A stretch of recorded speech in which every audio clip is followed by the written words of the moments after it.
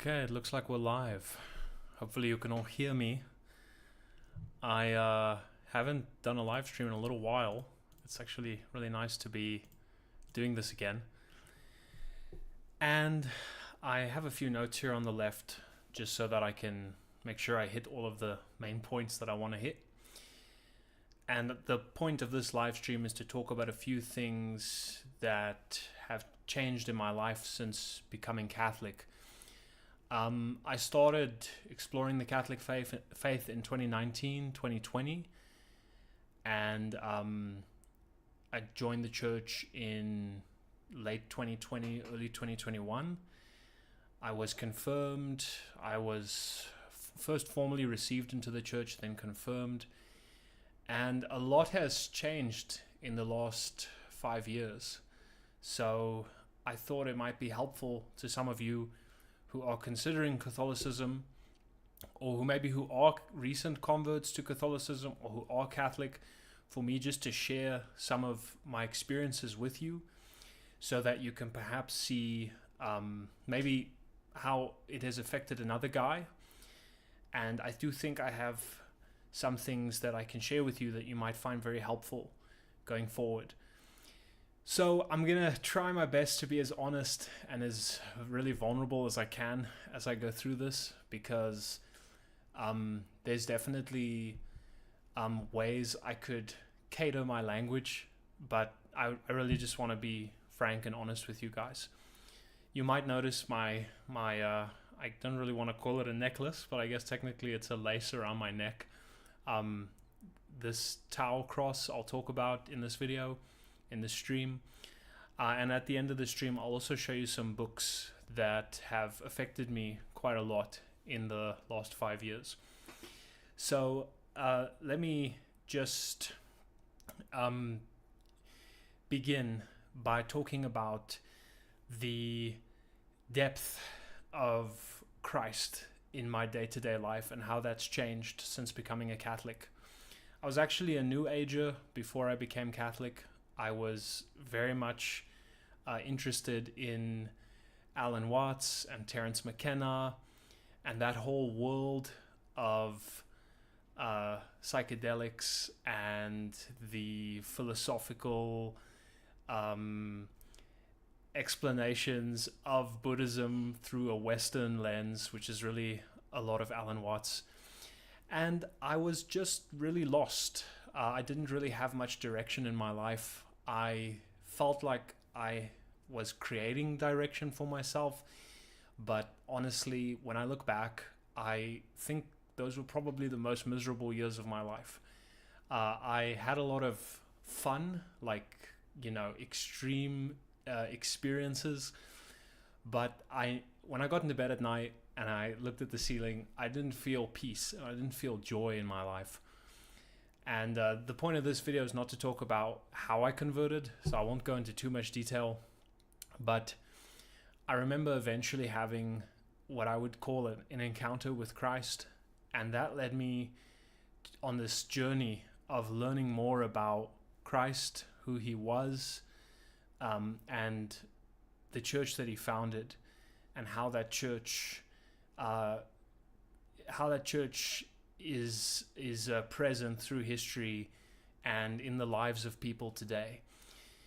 So let me re-emphasize my first point.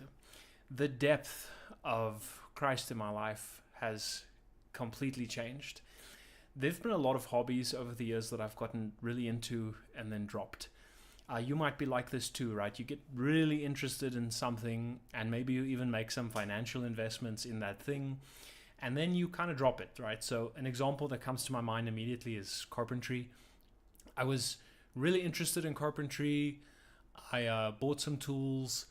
I bought a lot of wood, which is currently sitting in my kitchen.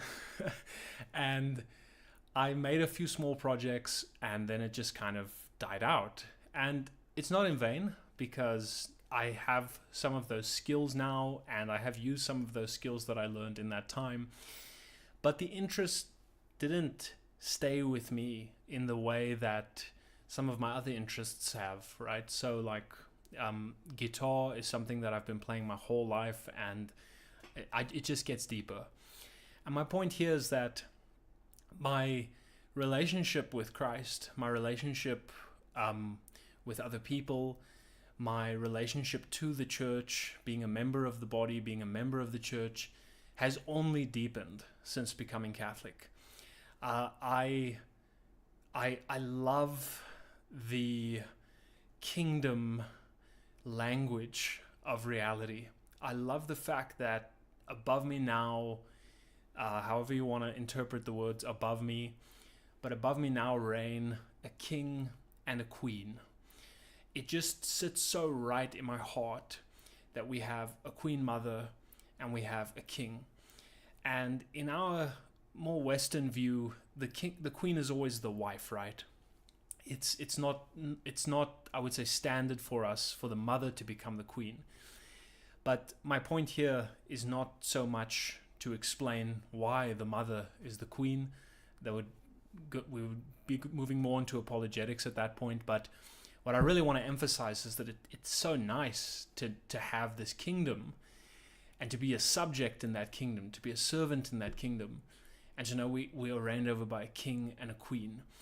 And larger than that, a family, right? Having a mother and having a father and having all these brothers and sisters that have gone before us in the faith, that are praying for us, that are assisting us in various ways. It has just so deepened my love of I want to say religion, but my love of the church. The church is no longer a thing I do on Sundays.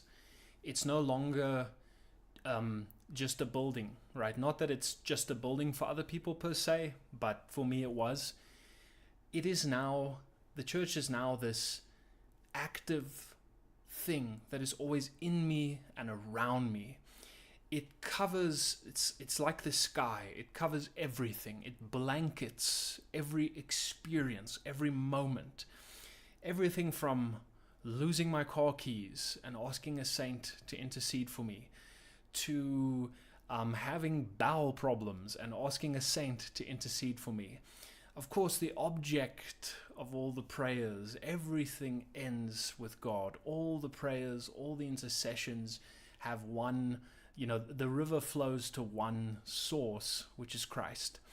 So a big shift in my life that happened gradually and then all of a sudden was just realizing I'm embedded in this massive, eternal family that stretches back eons through time, that stretches back centuries, eons might be the wrong word, but stretches back centuries, that involves people of all different walks of life, all experiences, and they're with me. They're with me now, and I believe they're with you now. So that view of the church is no longer a view. It's become an experience day to day. And when I go to Mass, whether that be on a Sunday or a Saturday or in the week, which is something I'll talk about later, I feel like I'm getting a much more tangible experience of that in a church, but now I'm with people who are living life with me. This is the century that I get to live in. These are the Catholics and the Christians that I get to interact with, that I get to know, that I get to worship with, that I get to share a communal meal with through the Eucharist. And all of this has really just made me fall in love with the church. It's made me fall in love, and it's made me very grateful for the familial element. And this was my initial point. It's not only that it's a kingdom, but a family. And it really does feel like a family. It really does feel like brothers and sisters who care about you, who want the best for you, who want you more than anything to be sanctified, who more than anything want you to become holier, to become better, to become kinder, to become more loving in every way, right? To be quicker to forgive, to be slower to anger. You have the most holy possible team of people behind you every moment of every day.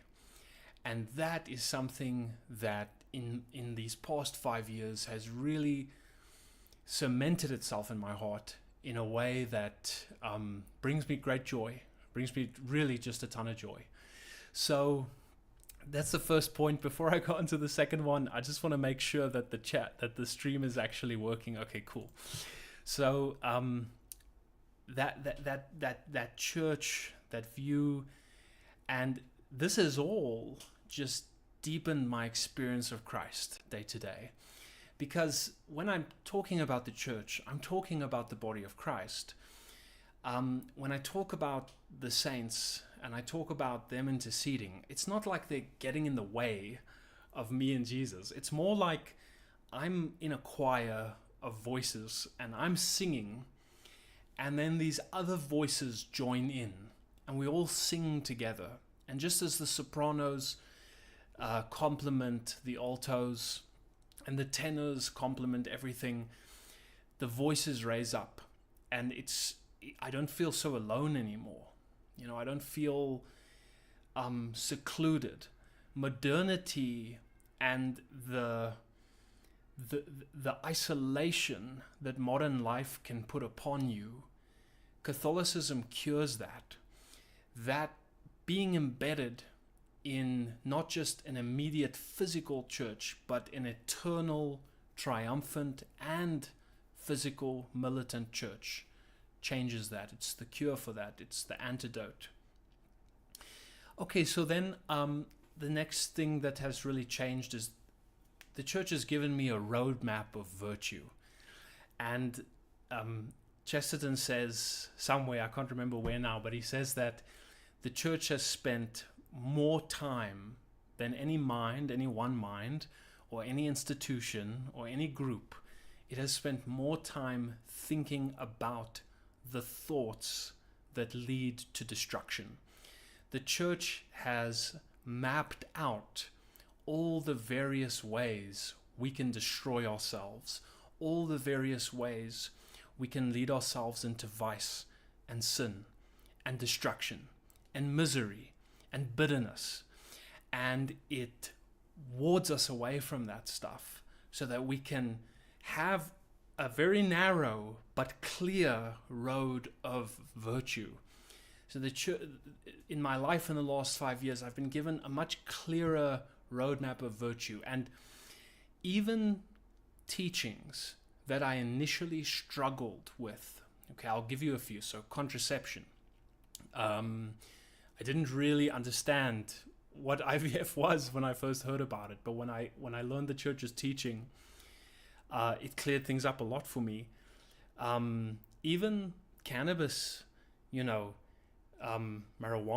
like the way the church, I know there's a lot of internal debate about this, but for me as somebody who struggled, hearing the church speak on it authoritatively, I had so many issues with these teachings. I had so many issues with contraception. I had so many issues with these things. It seemed so outdated. It seemed so wrong in so many ways to me at that time. And I delved deeper, and I argued with people, and I had back and forth with people. And I gradually, through my experiences and the experiences that I have seen other people going through, I found tremendous peace that the church is right, that the church gives us a roadmap to virtue. It gives us a way, and even when we don't see why the church might be correct in that area, because I believe it's founded by Christ, because I believe the apostles and their successors have that authority to make those decisions, I can put trust in that, because what I'm putting trust in is Jesus.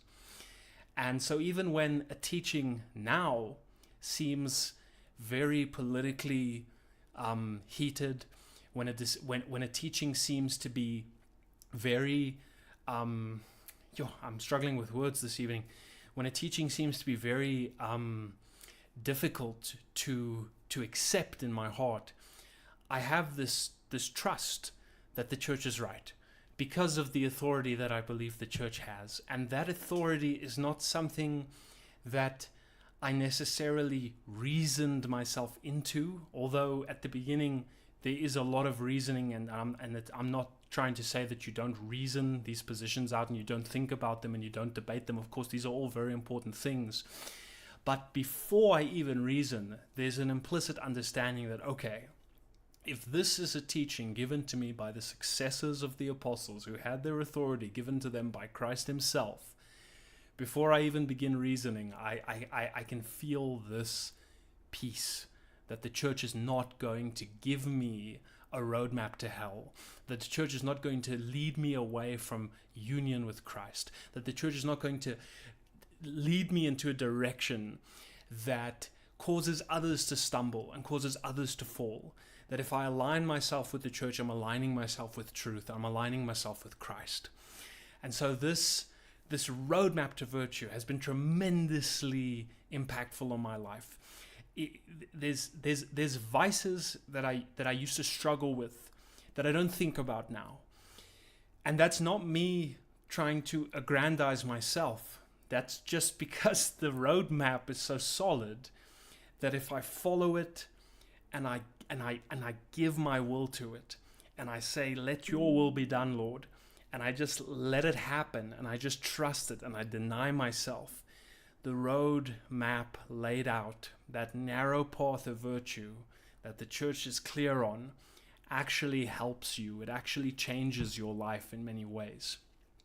Okay, so let's talk a little bit about another very big point that I think you might appreciate if you're a new convert or you're considering Catholicism. Okay, so I've been thinking about how to describe this, but let me just say that as I've been in the church and as I've been living the life, the minutiae of the debates, the minutiae of the arguments about Catholicism have settled. Those things that you feel might be a crossroads for you, no pun intended, that might be a crossroads for you between Orthodoxy or Catholicism or Protestantism or some other group, those anxieties lessen, they settle. It's almost like, I'm going to quote Alan Watts now, but it's almost like muddy water, that the more you stir it up, the harder, the more muddy it gets, and the harder it is to see. But if you just leave it alone, the water settles by itself, and then you can see clearly. In the same way, I was so obsessed with the big topics. I was so obsessed with things like the Filioque and things like Eastern Orthodoxy and things like the wrongs committed by the church in the past, and I spent so much time analyzing these things and thinking about them that I just didn't spend any time really just praying, being with Christ. And I think this is, I don't think I'm alone in this, right? I think this is a common experience, because it is important initially to learn why you want to accept this. But I just got to a point where I realized, like, the stress about Protestantism, or the stress about the whole world of online debate, the whole YouTube realm of Catholics arguing, and I mean internal as well, right, between the different groups, the liturgy wars between Novus Ordo and Latin Mass, all those things. I think I can only speak for myself, but I just put that down and I just started living the life of a Catholic. I'm in unity with my bishop. I'm attending Mass. I'm praying the hours, which I'll talk about later. And a lot of these anxieties just settled, and I found peace. I found a sense of belonging.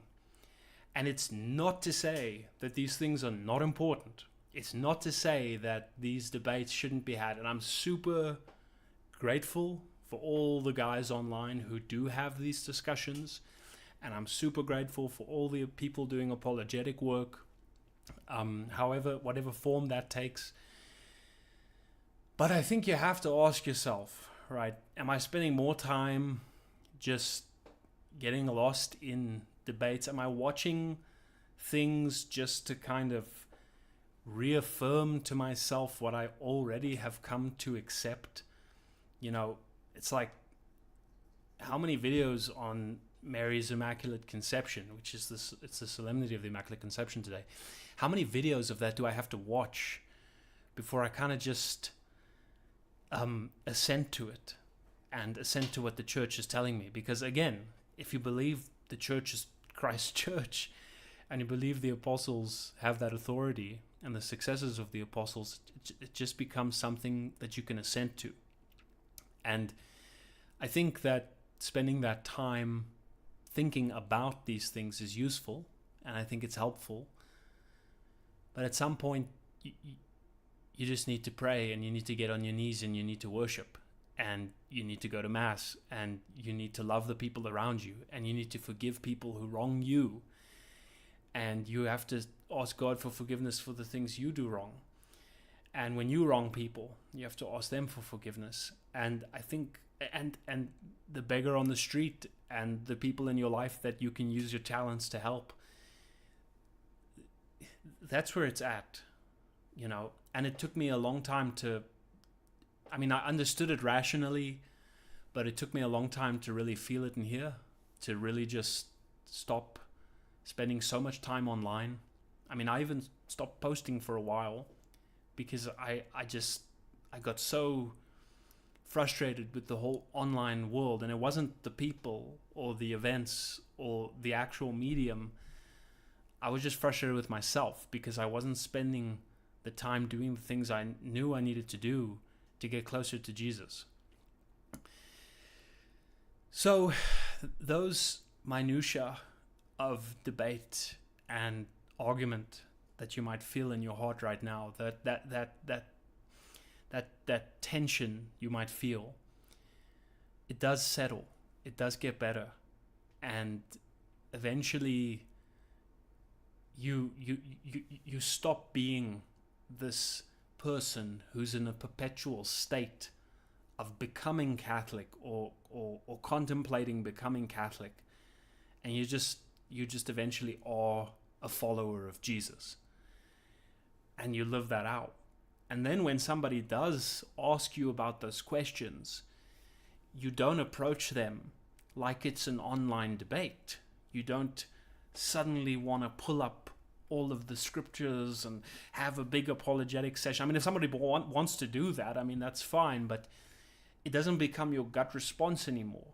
You don't feel this immediate need to justify why you're Catholic. You don't feel that you have to prove every single little detail about what you believe. You get to a point where you can just spend time with people, and when they have disagreements, you can acknowledge there's disagreements and offer some help. But the spirit that you're encountering those situations with changes. It becomes more like I've reached a place of peace. I don't need to force you will have peace, and we will fight you until you have peace. It just, I don't know, I think you just become more concerned with how you're living your life and trying to preach the gospel without using any words, trying to have people experience Christ through you without you having to tell them explicitly what you believe. And I think, and I say I think, but I actually believe that really changes hearts. I really think that changes minds. The example we set, more as opposed to that energy to win, that energy to debate. And I know someone might hear me and think I'm saying that debate is not important, or it is. And all these points, all these discussions, the dialogue between the various groups is very important. But you have to look at your own life, because at night when you get into bed, it's you, and it's dark, and and what's playing through your head, right? I'm gonna exhaust that point if I keep going. So let me move to the next point, which is that something I've noticed in the last 5 years is there's been an identity shift in me, which is I think you stop seeing yourself as a person who converted to Catholicism, and rather you just start seeing yourself as a follower of Christ. You might find that you don't even necessarily need to use the word Catholic to establish this identity. But when people engage with me now, I am Catholic and I'm proud to be a Roman Catholic, but I don't feel the same pressure as I did when I was younger and I had all this zeal and I really wanted, oh, I'm a Catholic, and it's like, let's go back and forth. And it's like, no, I'm a follower of Jesus Christ in the manner of St. Francis. That's who I am. That's what I'm trying to be. But I don't even, let's do something together. Let's hang out. Let's talk. Let's have coffee. Let's play a board game. Let's just be people.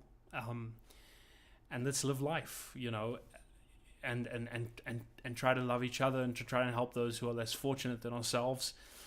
And this identity shift means that you stop seeing yourself as a convert per se. It's no longer such a facet of who you are.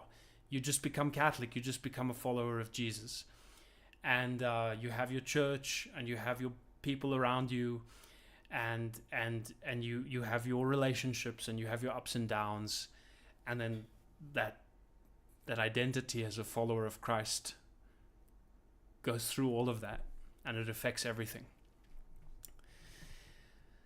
So something else I really want to talk about that I don't really see a lot of people talk about on YouTube, and I might actually have a whole stream dedicated just to this topic. But something that has changed a lot for me in the last 5 years is being in formation for the third order of the Franciscans.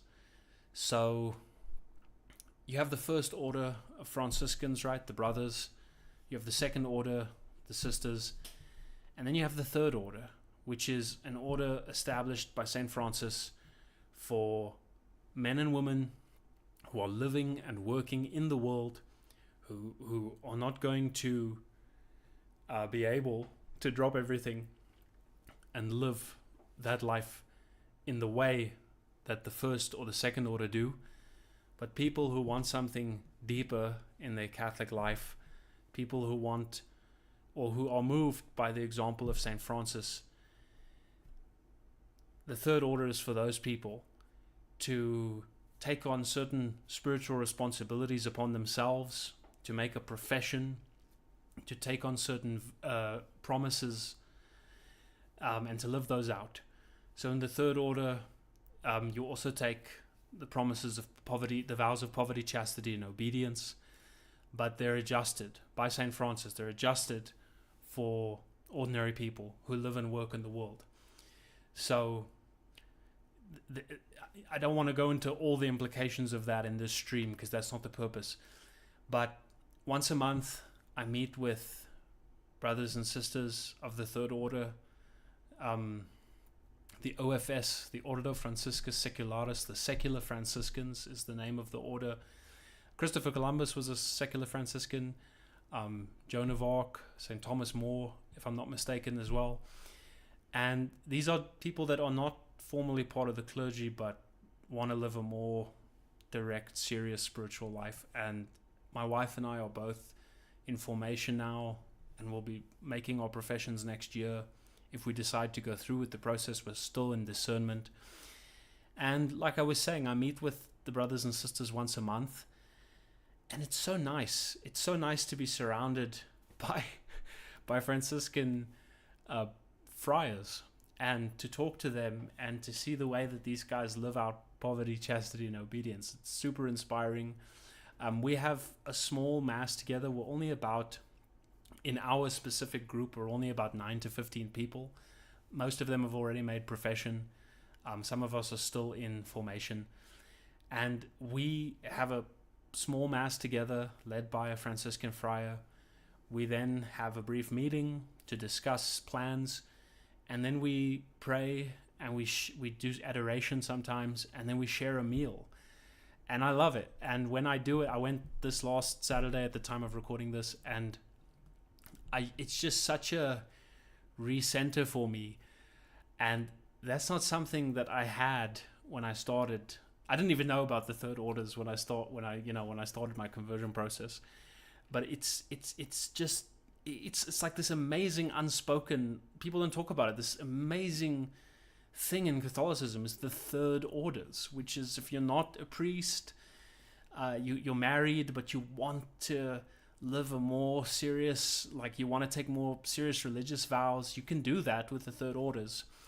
So we pray the morning office and the evening office, the liturgy of the hours, which is also something I love about being Catholic, and it just aligns us with all the other Franciscans and of course all the priests in the world praying the hours. We pray the Angelus, and it's not that we follow St. Francis, we follow Christ in the manner of St. Francis. And I never thought in my whole life that the Franciscan order would be something that would appeal to me, but it has, and it's changed me a lot for the better.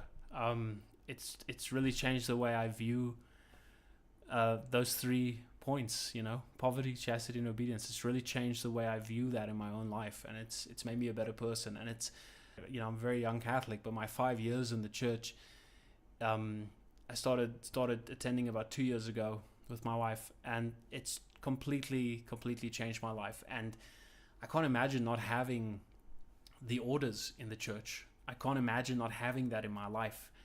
That community is so important, because I think a lot of us go to Mass, and maybe you volunteer, maybe you teach RCIA or OCIA, or you are in the choir, or you're involved in some way.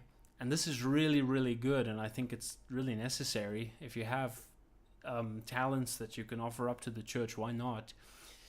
But there's something about having a specific group of people that you meet with every month that are trying to live out the same spirituality that has so deepened that feeling of the church in my life day to day.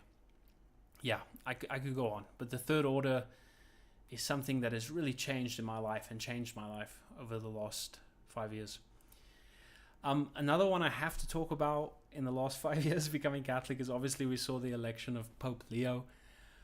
I did not know how excited I was going to be for the election of the new Pope. I was literally on the edge of my seat as Pope Leo came out. I felt so much joy. I felt such unity. And when Pope Leo came out, and I just had this tsunami, this absolute torrent, this flood of messages come through from Catholics, non-Catholics. It was so interesting because all the Catholics were like, wow, we've got a new Pope. And I felt this incredible unity with all of them through the Pope. And I really felt that sense of the Pope as the visible unity of the church. Once the new Pope was elected, that unity of the Catholic Church became so tangible in my experience. The joy at Mass the next week, the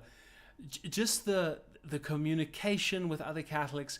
But I also felt the unity when I was interacting with non-Catholics. It was family members, friends, people in my life were all messaging me and saying, I see you guys have got a new Pope.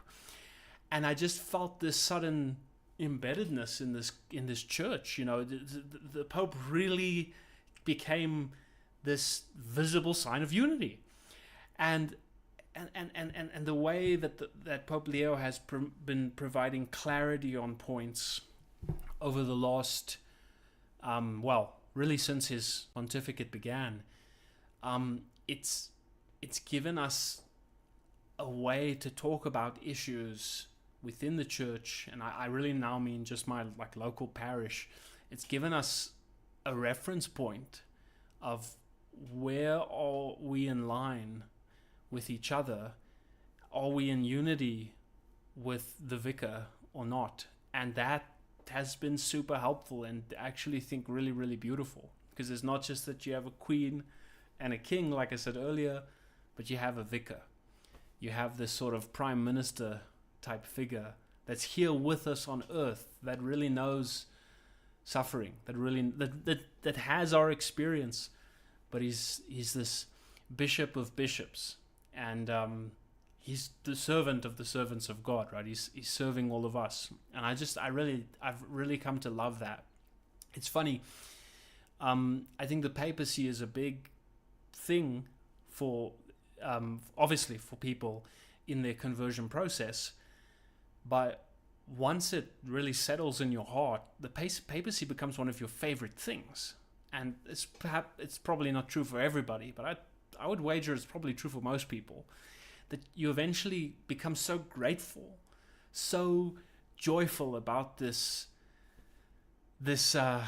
part of the church, this element of our Catholicity, the papacy, the Pope, the magisterium, the cardinals, the bishops, all of it, you just fall in love with it, and you actually become grateful for it. And it's something that I love about being a Catholic. So those are like the main points. I could probably go on, but I want to mention a few things that I love, and some of these are going to surprise you, but the first ones probably won't. But I love the liturgical calendar. We just talked about unity, right? But the fact that there's this this liturgical system that unites every single Catholic, everything down to the colors that the priest takes out of the cupboard and puts on himself, his vestments, what he puts on himself, the color of the altar, all of that is in total unity with the church. And I love that. I love that we're in Advent now. Happy Advent to everybody. And it just knowing that I can go online and check, okay, what's coming up this week? Which saints are we remembering this week? Which feast days are coming up? What season are we in? Because it's like in secular life, you have like the secular liturgical calendar. You have, you've got Easter, which is mostly about chocolate in the secular world, and eggs, but the meaning has kind of been separated. Okay, you've got Christmas, which is in the secular world is like a consumerist holiday, and it's just really about it's about family, but there's a lot of like purchasing. The shops and stores love it, and it doesn't. Even Santa is like missing, right? I have a tree behind me, and my daughter is gonna go to sleep on Christmas Eve, and there's not going to be any presents under the tree. We wrote a letter to Santa. We put her shoes out for St. Nicholas on St. Nicholas's feast days, and she found coins in her shoes the next day. We wrote a letter to Santa. She wrote down what she wanted. We got the family together, and we got her a bicycle. If you want to contribute to that bicycle, you're very welcome. She's 3 years old at least, so it's not the biggest bicycle in the world. But we got her a pink bicycle because she really, really wants one. She doesn't have a bicycle. It's going to be her first one ever. And she is going to wake up on Christmas morning, and she's going to run down the stairs, and there's going to be a bicycle from Santa for her. And I know people, I think as long as the traditions have been around, and I know it's not necessarily a Catholic tradition, but I'll talk about that in a second. But it's like a game. It's like a game that we play with our daughter. And it adds wonder. It adds just the world is bigger than just buying gifts and having a meal. That's wonderful, having a meal with your family, but it's bigger than that. Christmas in the liturgical calendar is this incredibly special time, and you've got this build-up of Advent, and all the prayers are ramping up. All of the events leading up to the day of Christ's birth are ramping up, and it embeds you in this really beautiful narrative. And then Christ comes. Chesterton says that on Christmas, every home celebrates the birth of one who was homeless. Every home celebrates the birth of one who was homeless. Really love that. There's no room in the inn, right? So in the secular world, you have Christmas, but even Santa, even everything I just described about, the gift and the tree and all that stuff, all that magic of child, even that is kind of fading, right? People are sort of, I think, losing that, at least where I live, in my country. But, okay, so you've got Easter, you've got Valentine's Day. That's another, part of the secular liturgical calendar, which is also, really kind of just a consumer, consume as much as you can, buy as much as you can. And then you also have the Feast of Black Friday, which is basically a secular religious event, right? Where all the stores and all the brands all coordinate and all the people coordinate, and some people wake up early, they go to sleep early. It's like this real religious day in its own weird secular way. And that's kind of it. That's the secular liturgical calendar, and it's kind of lame. It's kind of boring. Doesn't really fill the year with much to really look forward to. But when you're Catholic, man, even ordinary time, it's okay, we're in ordinary time now, and the readings are taking us through the scriptures, but something's coming. There's always something coming, and we know next year it's coming again, and it's this beautiful flow where you have Lent, you have Easter, you have all of the solemnities happening throughout the year, boom, boom, boom, reminding you of all these important scriptural, theological events that happened in history. And then you have Advent, and you have Christmas. And Christmas isn't just one day, it's this whole season of feasting and celebration. Same with Easter, right? It's not just this one day. I mean, okay, I guess Christmas Day is one day, right? But you have this season, and I would say that I love the liturgical calendar because it adds a layer upon life, or I could actually say that it raises ordinary life up to a higher level. It elevates everyday ordinary experience to a much deeper reality.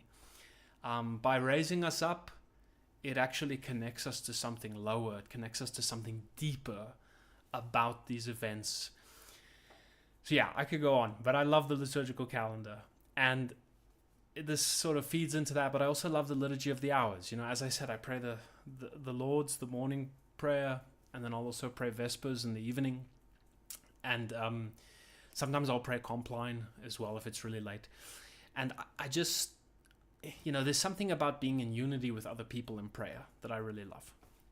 Okay, I also love the fact that the Mass happens every day. And this one's going to surprise you, but I am grateful for the fact that I cannot take the Eucharist while I'm in a state of mortal sin. Now, don't get me wrong. I'm not grateful when I can't take the Eucharist, right? I know we can make a spiritual communion, but the Mass really builds up to the Eucharist. And when you can't share that meal, it's sad. It makes me feel sadness. It makes me feel, man, I really need to get to confession. And you know what I've learned in the last 5 years is that is a grace. That denial, choosing, because you can probably go up and in a state of mortal sin and take the Eucharist and then just tell yourself, okay, I'll get to confession later. But if you hold fast to that teaching and you deny yourself the Eucharist because you know you need to get to confession, it's a grace on you, because it really puts you in the mindset of, okay, something in my life is off. Something in my life is not what it's supposed to be. And if that's happening again and again and again, then I know that something deep in me is not right. Something is not aligned. There's something in my heart that I've not given to Jesus yet. there's something about me, something about the way I live that needs to change.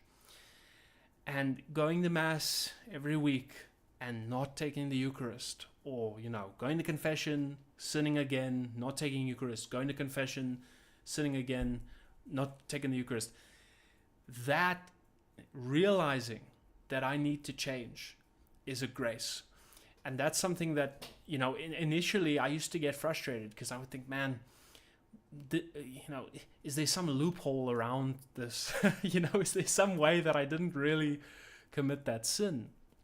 But once you assent, once you accept that the church knows what it's doing, pray, hope, don't worry, get to confession, and then receive the Eucharist. And I'm grateful for the ways the church denies me, even when I don't want it to.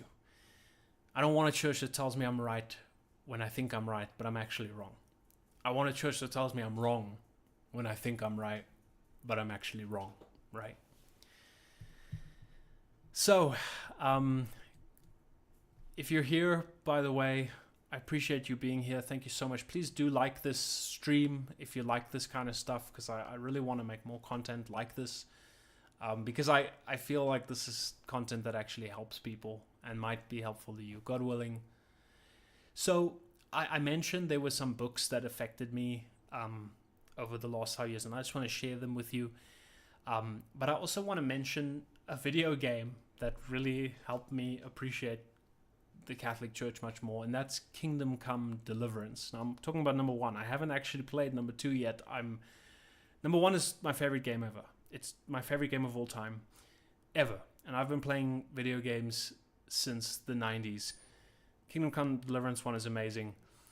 And the only reason I've not played number 2 yet is I've promised myself that I have to finish number 1 before I allow myself to get number 2. And of course, number 2 will just get cheaper and cheaper as time goes on. So it's a win-win. But in that game, and I'll probably make maybe we can do a stream on that if you guys want. But there's a way that Catholicism is lived out by the people in that time, and the game is incredibly historically on the head. But my interactions with those virtual non-living NPCs helped me fall in love with Catholicism. And I'll just give you one example. You start off the game on a high, and then it goes to just complete tragedy. And then eventually you're a refugee and you're kept in some other town. I'm trying not to spoil anything. And you explore the world, and there's a lot of darkness. There's a lot of bandits and murder, and everything's dirty, and people are poor, and there's refugees around you, and there's beggars on the streets. And then you find this church. Okay, for me, the first church that I really found was in a place called Rattay. And I walked into this church, and it's just quiet. The walls are white. There's murals of Christ on the walls. And I see somebody praying. And I walk up to them, and I say hello, and they say, "Jesus Christ be praised." And everyone you talk to, Jesus Christ be praised. And I just saw in this funny virtual way this arc of peace amidst all of this difficulty of life. This one place in the center of town, the highest building in town, usually, not always. Sometimes the castles are bigger.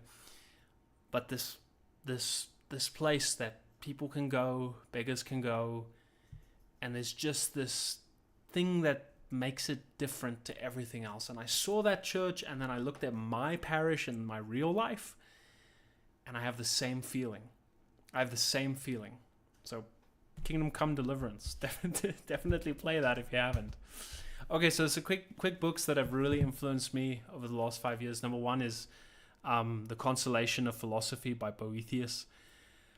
About to Die, Talks to Lady Wisdom, reflects on his life, reflects on death, reflects on judgment, reflects on good and evil.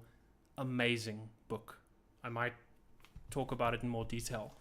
Next book is A Tour of the Summa of St. Thomas Aquinas by Paul J. Glenn. This is not the Summa Theologiae by Aquinas, but it's a very, very simplified, handy version of the entire Summa, where instead of giving you all the info, it gives you really the points, the main points Aquinas is making. Really, really helpful book if you're into finer points of theology. Of course, the book that's influenced me more than any other book in my entire life is G.K. Chesterton's Orthodoxy. I have a video series on this channel that I still need to finish based on this book, but I've read this book cover to cover a few times, and it is no book has influenced me more than this book. This book will bring the romance of life back into your life. It will bring the beauty of Christianity back into your life. He wrote it when he was still a Protestant. He wasn't a Catholic yet. Any Christian can read it. You'll love it. It's phenomenal. Orthodoxy by G.K. Chesterton. And then, of course, the Ignatius Catholic Study Bible, but this is the New Testament. I actually don't have the new one, which has both old and new, but my wife got me this as a birthday present, and I cherish it greatly. Eventually, I'll get old and new, but in the time that I have had this one, it's really been a blessing. I found it super, super helpful. It's kind of hard to list examples because there's just so much, but yeah, this book has also shaped me a lot. And I mean, this little pile is not enough, really. There's so many more books that I could talk about, but I think that this is just a little taste. Okay, guys, and that's pretty much it for this stream. I'm just gonna have a quick look at the chat and just see if, what has come up. So, Cam, thank you so much. Advent greetings to you too, brother.